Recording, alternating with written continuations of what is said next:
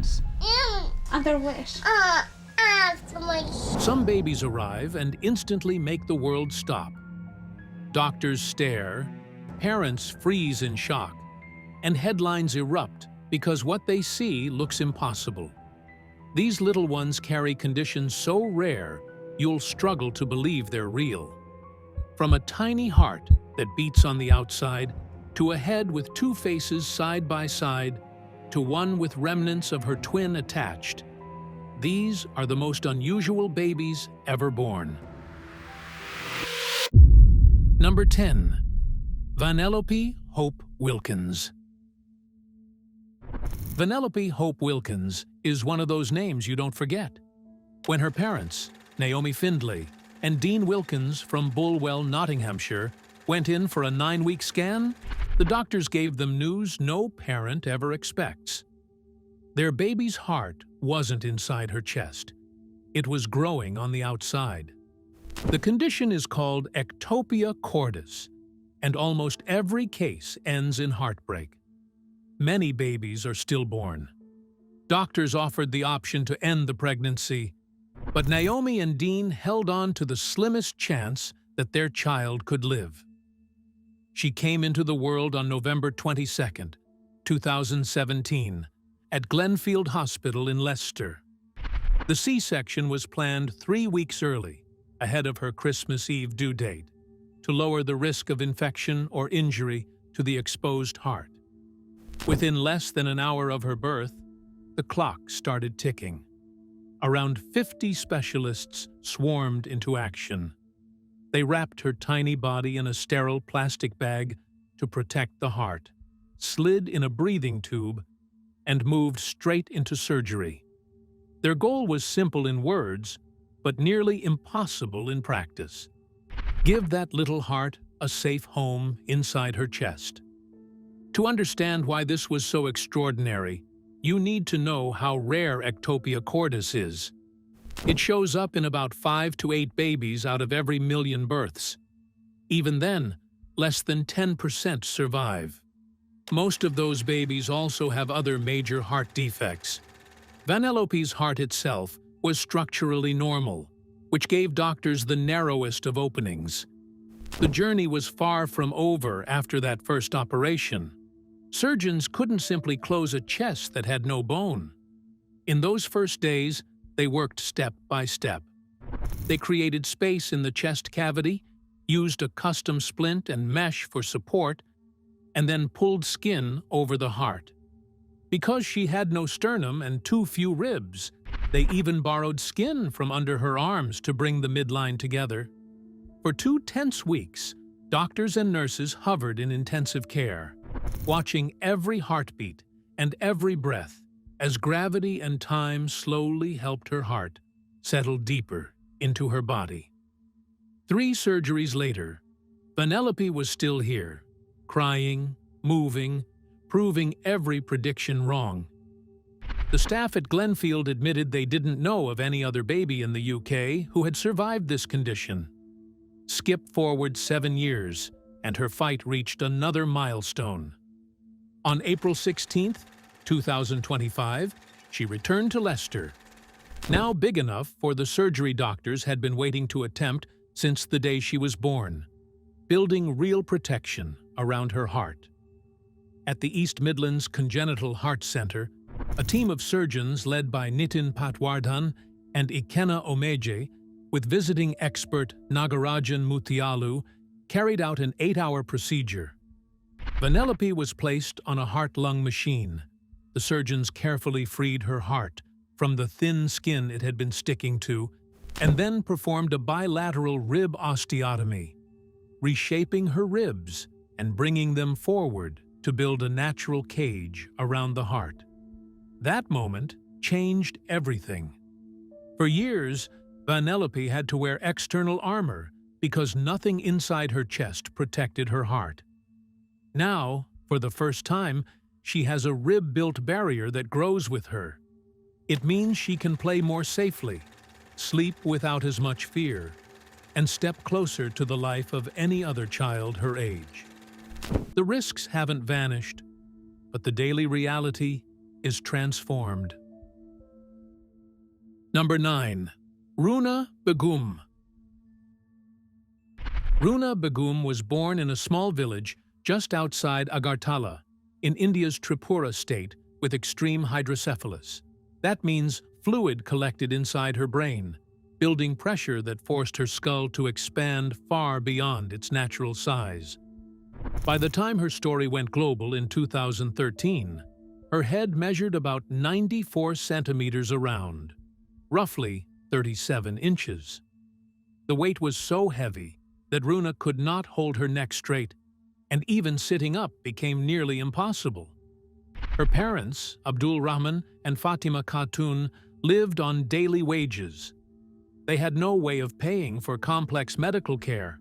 Everything changed when a local news photographer from AFP took a picture of Runa. That single image spread across the internet and reached 2 college students in Norway. These strangers on the other side of the world were moved enough to start a fundraiser. It pulled in about $52,000, enough to open doors that had seemed permanently closed. A private hospital near New Delhi, the Fortis Memorial Research Institute, stepped in and offered to treat her at no cost. In April 2013, Runa arrived at Fortis. Her condition was dire. She was malnourished, fighting a chest infection, and the stretched skin of her scalp had started to break down. Doctors began with a shunt, a small device that drains extra fluid from the brain into the body. That alone eased some of the pressure. Then came a series of staged operations aimed at slowly shrinking her skull size and protecting her brain. Over 3.5 months, surgeons performed multiple procedures, including cranial vault remodeling. By the time she left the hospital, her head had gone down from about 94 centimeters to about 58 centimeters, roughly 23 inches. The results gave her family new hope. For the first time, Runa could interact more, respond with simple sounds, and show signs of progress. But hydrocephalus is never a quick fix. In 2015, her family brought her back to Fortis for more surgery. The goal was not just to keep reducing the head size, but to rebuild enough skull support so her neck could manage the weight. Then came the cruelest turn. On June 18, 2017, Runa suddenly struggled to breathe at home. Her parents rushed to find help, but she passed away that same evening. She was 5 years old. Even after her passing, Runa's story continued to echo. In 2020, Netflix released a 41-minute documentary called Rooting for Runa. It followed her journey from that viral photograph through her operations, showing the daily efforts of a family that never gave up and a medical team trying to push the boundaries of possibility. Number 8. Baby Dominique. In Côte d'Ivoire, a baby girl named Dominique came into the world with something that terrified her parents. Attached to her upper back were parts of another body, an extra waist, legs, feet, and even a second spine. Doctors later explained that this was a parasitic conjoined twin, a rare spine-joined form called Rachipagus. The undeveloped twin couldn't survive on its own, but drained strength from Dominique's healthy body. When she was 10 months old, her family managed to bring her to Advocate Children's Hospital in Park Ridge, Illinois. The doctors there stressed that this wasn't about looks. Dominique's heart and lungs were working overtime for 2 bodies, and her spinal cord wasn't fully protected by bone. Waiting too long risked paralysis, or worse. Before surgery, the team mapped out every detail of her anatomy. Dominique went through MRI, MRA, CT, X-rays, and even a CT pyelogram. Using all of that data, surgeons built a 3-dimensional model of her spine and the parasitic twin's pelvis, bladder, legs, feet, and toes. They rehearsed the operation carefully before ever stepping into the operating room. On March 8, 2017, more than 50 specialists gathered as 5 surgeons began what would be a 6-hour operation. The mission was to remove the parasitic twins' lower body in one piece, while safeguarding Dominique's spine and nerves. Against all odds, the plan worked exactly as intended. Her recovery amazed even the staff. The very next day, Dominique was able to sit up. Only 5 days later, Dominique was discharged into the care of her Chicago host mom, Nancy Schwab, arranged through Children's Medical Mission West. By late April of 2017, she boarded a flight back to Côte d'Ivoire. Reunited with her parents, as doctors predicted, she could now look forward to a normal life. Just how rare was her condition? Parasitic twins are estimated at about 1 in a million births, and Rachapagus, the form joined at the spine, is even more extraordinary. The final chapter came in 2018. After a year of hopeful updates, Dominique died suddenly back home. Her host family shared that she developed a high fever, possibly from malaria. Number 7. Jackson Emmett Buell. Jackson Buell entered the world in Orlando, Florida, on August 27, 2014, with a condition so severe that most of his brain, about 4/5, was missing, and parts of his skull had never formed. Doctors told his parents he might survive only a few hours, maybe a few days. Against every prediction, he lived much longer than that. The condition is called microhydranencephaly. It combines two already devastating diagnoses. Microcephaly means the brain and skull are abnormally small. Hydranencephaly means the brain's main thinking regions are almost entirely absent, replaced by fluid. When the two collide, the result is heartbreaking. Children with it don't develop like others, and very few live long. Jackson's parents, Brandon and Brittany, chose to carry him to term and care for him themselves. They gave him the nickname Jackson Strong, started posting updates on Facebook, and the world quickly noticed. By late 2015, their page had more than 200,000 followers, and donations had passed $100,000 to help with his care. The pictures they shared weren't polished or staged. They showed the truth: therapy sessions, feeding tubes, hospital stays, and the small victories that kept them going. Life at home wasn't easy, but it was full of moments that mattered. Jackson had frequent seizures. He depended on a feeding tube. He couldn't reach the milestones most kids hit, but he still connected. He recognized voices, responded to music, and had a way of locking eyes that stunned people. Reporters kept coming back, because this was a story that wasn't supposed to last. And yet, it did. On April 1st, 2020, Jackson passed away in North Carolina. He was 5 years old. His father said he went peacefully. Number 6. Zhao Huikang. Zhao Huikang was born on March 4, 2009, in Zhongsha Town, Xiangtan, Hunan Province, to a young farming family. Nurses hesitated before handing him to his 23-year-old mother, Yi Liangxi. That's because her baby's mouth didn't stop at the corners. The opening stretched toward both ears on each side. Media soon gave him the nickname Kang Kang, the mask boy.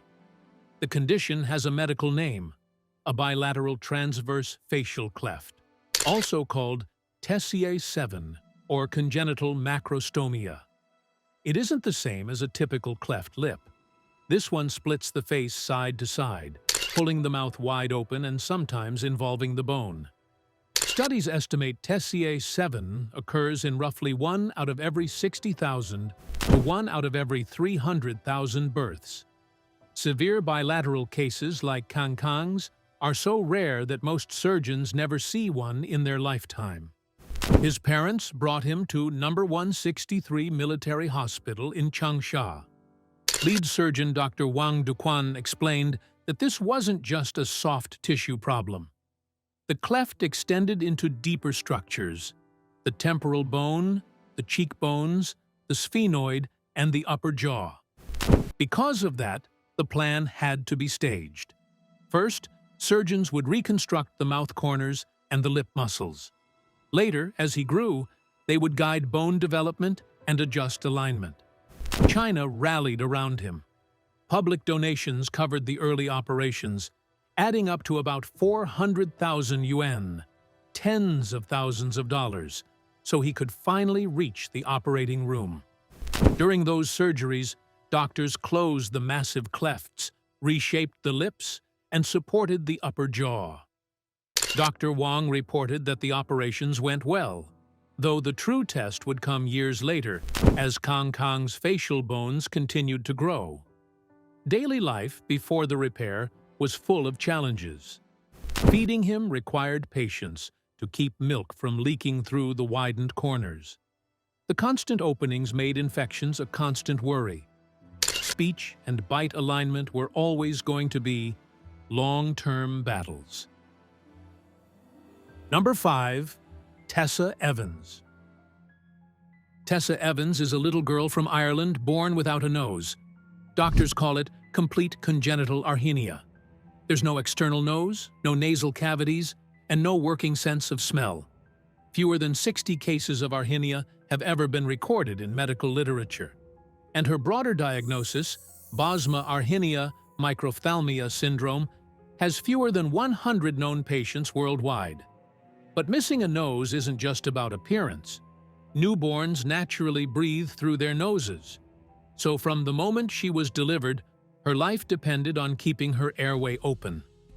Tessa spent weeks in neonatal intensive care. She was first kept alive with a breathing tube, and at just 8 days old, surgeons performed a tracheostomy to create a second airway in her neck. That single step allowed her to breathe, feed, and sleep safely. As her doctors looked further ahead, they wanted a solution that could help her grow without leaving large facial scars. That thinking led to a world first. On May 20th, 2015, when Tessa was a toddler, a craniofacial team in London led by surgeon Jonathan Brito at Great Ormond Street Hospital placed a custom 3D printed implant under the skin of her midface. The implant was made from PEEK, a strong biocompatible material shaped using a 3D model of her skull. The plan was simple but groundbreaking. Every few years, swap in a slightly larger implant as she grew, then perform a final reconstruction in her teens. They even imagined using tattoo shading to recreate the natural shadows of a nose. Of course, real life rarely follows a straight path. After good early progress, doctors later had to revise the plan because of skin problems around the implant. In 2019, the first implant was removed and her tissues stabilized. Still, her family continued sharing careful updates, and her medical team kept the long-term goal steady, protecting her breathing, preserving every option, and building toward the best possible outcome as she grows. Number 4. Bentley Yoder. In Ohio, on November 1st, 2015, Bentley Yoder entered the world carrying a diagnosis that immediately filled his parents with fear. A large portion of his brain was sitting outside his skull, inside a thin, balloon-like sac. The condition was later identified as encephalocele, a neural tube defect where the skull fails to close and brain tissue bulges outward. This condition is extremely rare. U.S. health data estimates about 1 in 10,000 births each year, roughly 375 babies nationwide. But most severe cases don't survive long. While his mother was still pregnant, doctors told the family that Bentley's condition was considered incompatible with life. An abortion was even scheduled, but his parents changed their minds the night before the procedure.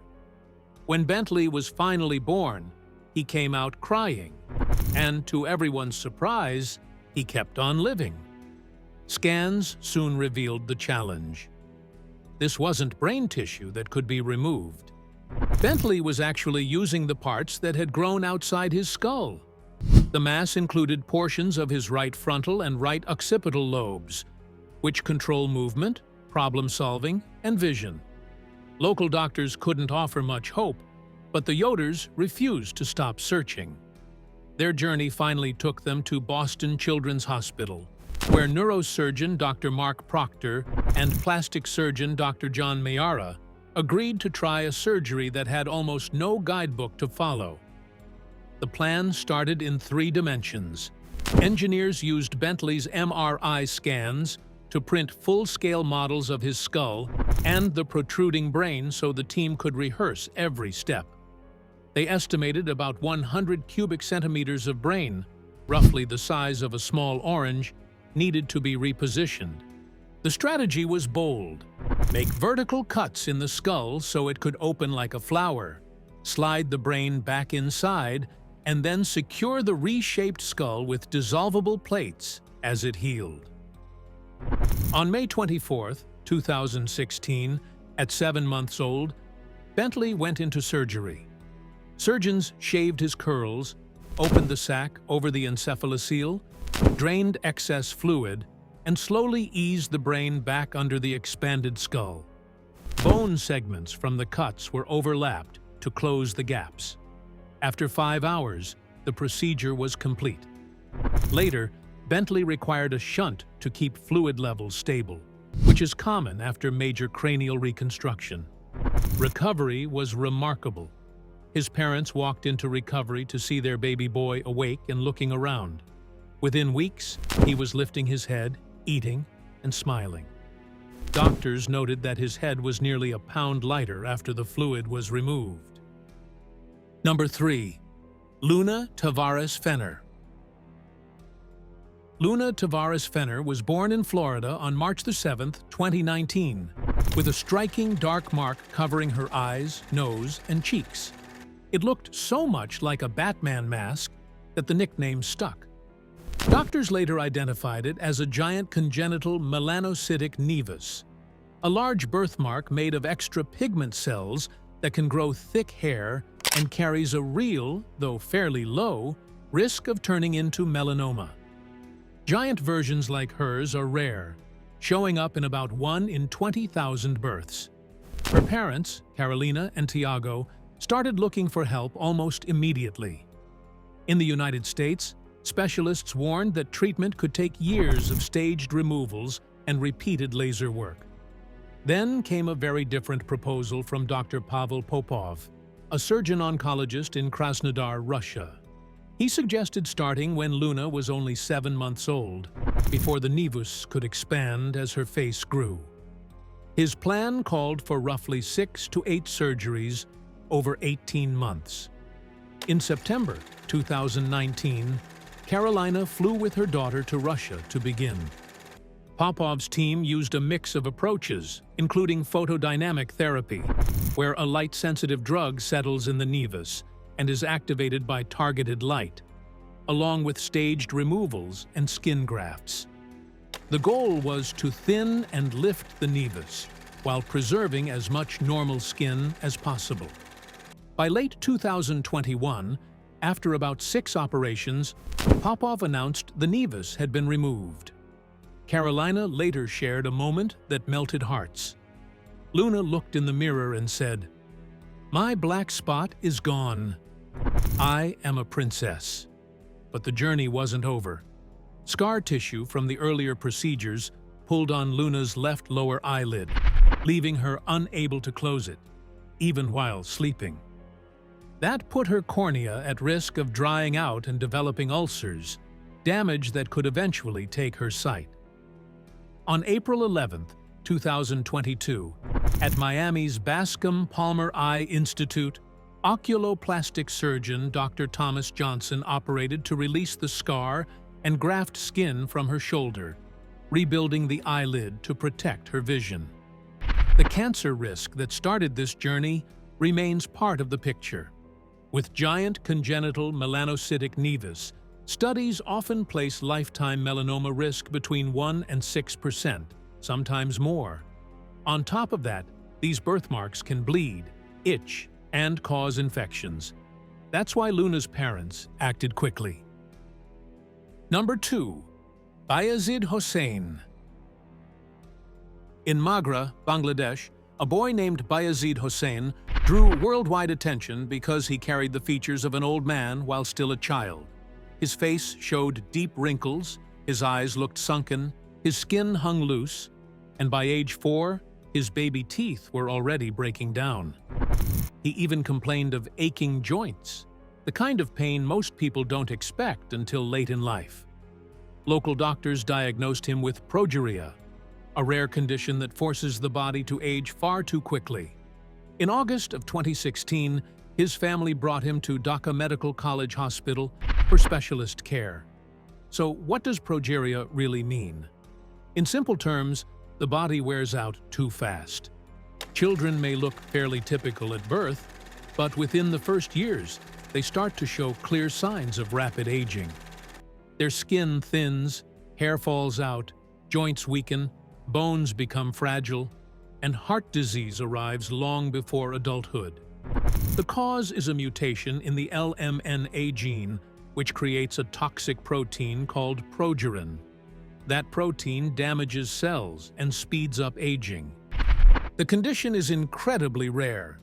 Estimates suggest it occurs in only 1 out of every 4 to 8 million births. At any time, only a few hundred children worldwide are known to have it. Most pass away from heart attacks or strokes in their early or late teens, with average life expectancy between 13 and 20 years, depending on care. In Bayazid's case, his skin drooped in loose folds, which is also seen in cutis laxa, another rare connective tissue disorder. Still, the core diagnosis from his treating hospitals was progeria itself, the rapid aging disease. His story spread because it was impossible to ignore. On one level, it was the image, a preschooler who looked like an elderly man. On another, it was the reality of his family's struggle. They were poor, and the sudden spotlight was both overwhelming and painful. Neighbors and strangers often treated him differently, while his parents held on to hope with a budget that barely covered travel and tests. There was no cure to chase, but like so many families touched by progeria, they fought anyway to give him comfort, care, and dignity. Number 1. Gilang Andika. Gilang Andika's story is one of the wildest you'll ever hear.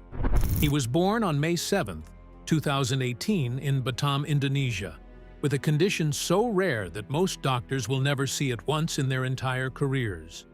Inside one skull, he had 2 brains, and on his small head, there were 2 faces, yet only one body. In medical terms, it is called craniofacial duplication, or diprosopis, a form of conjoined twinning that happens when the embryo starts to split, but doesn't finish. What did that look like in everyday life? From the neck down, Gilang's body looked just like any other baby's.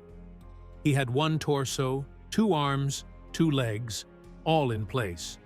But on his head, everything was doubled. There were 4 eyes, 2 noses, and 2 mouths. His parents noticed something even stranger. Sometimes one face would be awake, while the other looked asleep. One mouth could move, while the other stayed still. It was haunting to see, but it also showed just how complex the human body can be when early development takes a different path. So, how rare is this, really? Conjoined twins in general occur in about 1 out of every 250,000 births. But diprosopis is at the farthest edge of rarity. Over the last century, only a few dozen cases have been written down in medical journals. That's why Gilang's birth was not just local news in Indonesia.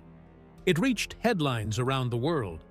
His mother, Ernila Sari, and his father, Mustafa, went through pregnancy with no idea of what was coming. Ultrasounds did show that the baby's head was larger than expected and that he was in the breech position, but nothing suggested 2 faces. On top of diprosopis, he was diagnosed with hydrocephalus, fluid building up inside the brain, which can raise pressure and damage tissue if left untreated. Life at home was hard. but it was also filled with love. Gilang could not breastfeed, so he was fed formula through a tube. Breathing was often a struggle, so his parents learned to keep close watch on his breathing. At first, Gilang was cared for at Kamatha Sahidya Hospital in Mukakuning, and later at Awal Province specialists discussed whether he could be referred to major hospitals in Jakarta. But the risks were immense. Any attempt to remove or separate parts of the duplicated structure would involve the most delicate brain surgery imaginable, with little chance of survival. Even so, his family hoped, raised funds, and prayed for a way forward. But love was not enough to keep him here. In the early hours of December 31, 2018, he passed away at Kamatha Sahidya Hospital. He was 7 months and 3 weeks old. Thanks for watching. Now check out the videos popping up on screen for more unbelievable stories.